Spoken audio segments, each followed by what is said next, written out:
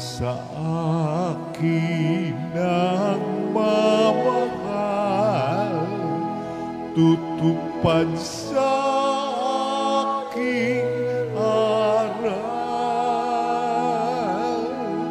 Ama't ako'y mananahan. Hallelujah,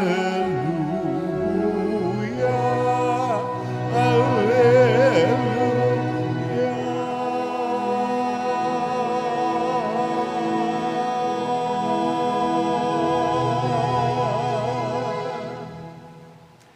Sumainyo ang Panginoon.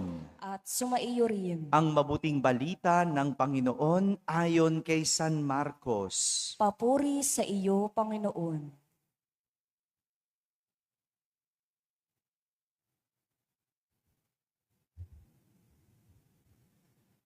Noong panahong iyon, samantalang nagtuturo si Jesus sa templo, sinabi niya, "Paanong masasabi ng mga eskriba na ang Mesiyas ay anak ni David? Si David na rin, ng kasihan ng Espiritu Santo, ang nagpahayag ng ganito, sinabi ng Panginoon sa aking Panginoon, maupo ka sa aking kanan, hanggang lubusan kong mapasuko sa iyo ang mga kaaway mo." Si David na rin ang tumawag sa kanya ng Panginoon. Paano magiging anak ni David ang Mesiyas? At nakinig na mabuti sa kanya ang maraming tao. Mga kapatid, ang mabuting balita ng Panginoon. Pinupuri ka namin, Panginoong Hesukristo. Magsiupong lahat at makinig sa homilya. Magandang umaga po sa inyong lahat. Magandang umaga sa mga nasa barangay, sa mga nasa tahanan at nasa abroad na nagsisimba via online. Kasama kayo sa aming banal na pagdiriwang dito sa ating parokya. Ngayong araw na ito, ginugunita natin si San Bonifacio, isang obispo at isang martir. Sabihin nyo nga po, San Bonifacio. Yan, si San Bonifacio ay isang Benedictine monk. Isang monk na isinuko ang kanyang pagiging abot. Alam nyo ba yung abot? Siya yung leader ng mga monghe. Siya yung pinuno. Kumbaga may posisyon, may titulo. Yun ang pagiging abot. Siya yung pinuno ng lahat ng mga monk. At itong si San Bonifacio, sinuko niya ang pagiging abot para pagtuunan ang pagbabalik loob ng mga Aleman o Germans. Hindi naging mahalaga kay San Bonifacio ang posisyon, ang titulo o ang pagiging mataas na pinuno para lang makita ang kanyang layunin o purpose sa buhay. Sa halip, mas nakita niya ang halaga ng kanyang magagawa para sa pananampalataya. Ito ang maganda kay San Bonifacio. Hindi siya kumapit sa posisyon para lang mapatunayan niya ang kanyang halaga. Meron no? Mahalaga sa kanila ang titulo at posisyon. Kasi pakiramdam nila, pag wala sila sa pwesto, wala silang posisyon, parang pakiramdam nila, wala silang halaga. Parang pakiramdam nila, wala silang kwenta. Di ba? Baliwala. kay San Bonifacio sa kanya ang titulo para lang magampanan niya ang tungkulin. Dahil hindi ang posisyon ang magbibigay kay San Bonifacio ng pagkilala, kundi ang mabubuting magagawa niya para sa mga Aleman o Germans. Yun ang maganda kay San Bonifacio. Iba sa pananaw ng iba. Yung iba, ang pananaw, hindi ako makakatulong pag wala akong posisyon. Wala akong magagawa pag wala akong titulo. Yan. Yan ang pananaw ng iba. No? Pero hindi.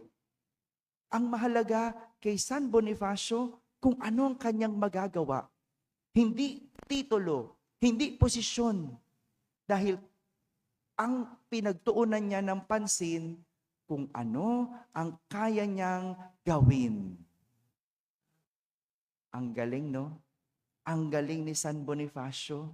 No? Hindi siya kumapit sa titulo. Hindi siya kumapit sa pagiging pinuno. Dahil para sa kanya, hindi mo kailangan maging pinuno para meron kang gawin. Hindi mo kailangan ng pwesto para magampanan mo ang dapat mong gampanin. Mabuti pa si San Bonifacio, kaya niyang talikuran ang titulo at posisyon para mas pahalagahan ang magagawa niya para sa kanyang mga kababayan. Kung minsan pa nga, dahil sa pagkapit sa posisyon, mas lalong hindi nakakagawa ng dapat gawin dahil mas pinagtutuunan ng pansin ay kung paano mapanatili at hindi maalis sa pwesto o titulo. Yan. Yan ang pinagkakaabalahan ng mga nasa posisyon. No? Kung paano ako hindi maalis. Kaya hindi nagagampanan ang dapat gampanin.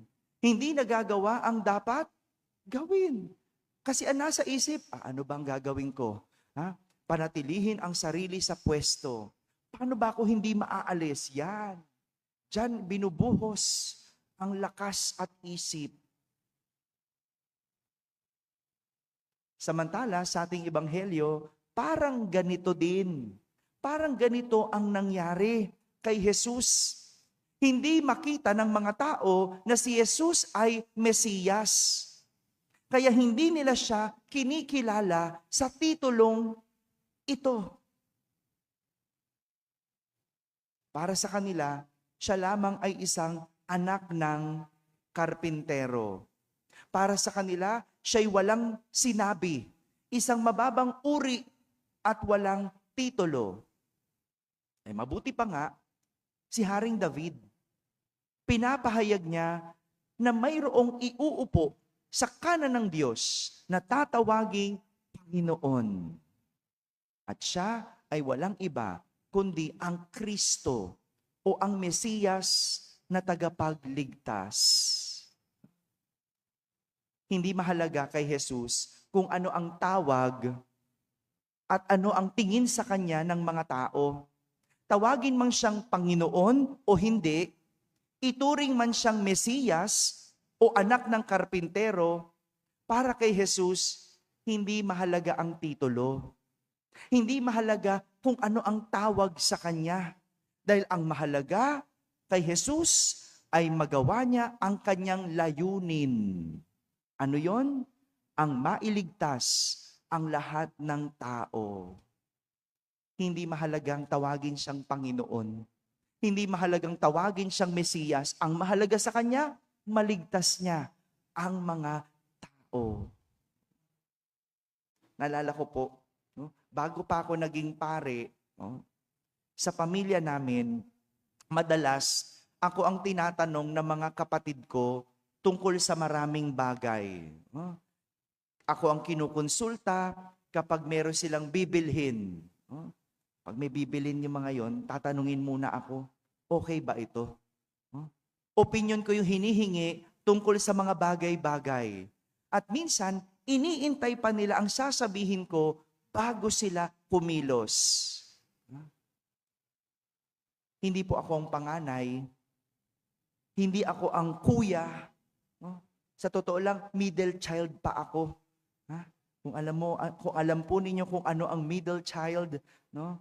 No? Sa totoo lang, no, ang middle child, yun yung hindi pinapakinggan sa pamilya. Yun yung common, no? Sa psychology, ganon ang middle child, no? Yung parang hindi nararamdaman sa pamilya. Pero hindi dahil ako ang kuya, hindi dahil ako ang panganay, wala akong dapat gawin para sa pamilya. Wala na akong magagawa para sa pamilya. Hindi. Hindi ko masasabing nakakaangat na ako.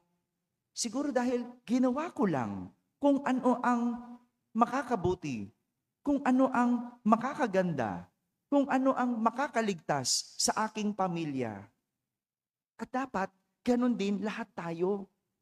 Huwag mong sabing, ay hindi naman ako yung tatay. Dapat yung tatay ang gumagawa niyan. Ay hindi ako yung nanay. Dapat yung nanay ang may responsibilidad niyan. Ay hindi ako yung ate. Dapat yung ate ang gumagawa niyan. Madalas nagtuturo tayo kung sino ang may pwesto, sino ang may titulo. Kaya hindi natin nagagampanan ang dapat nating gampanin. Bawat isa sa atin, merong dapat gawin.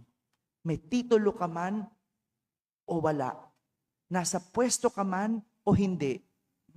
Yung simpleng pagwawalis lang. Yung simpleng pagpapanatili lang ng katahimikan sa barangay. Hindi mo kailangan maging chairman. Hindi mo kailangan maging tanod o kung ano man pwesto. Kung alam mo ang dapat mong gawin, hindi mo kailangan ng titulo para magampanan ang dapat mong gampanan. At ito yung imbitasyon sa ating lahat. Wala sa pwesto, wala sa titulo, at wala sa pangalan makikita ang layunin ng tao, kundi sa kanyang dapat gampanin. Mga kapatid, hindi posisyon o titulo nasusukat ang halaga ng tao. Wala din kahit na anong posisyon o titulo ang makapagbibigay ng karangalan sa tao, kundi nasa layunin at mabuting hangarin ng kaya ng tao gawin. Amen. Amen.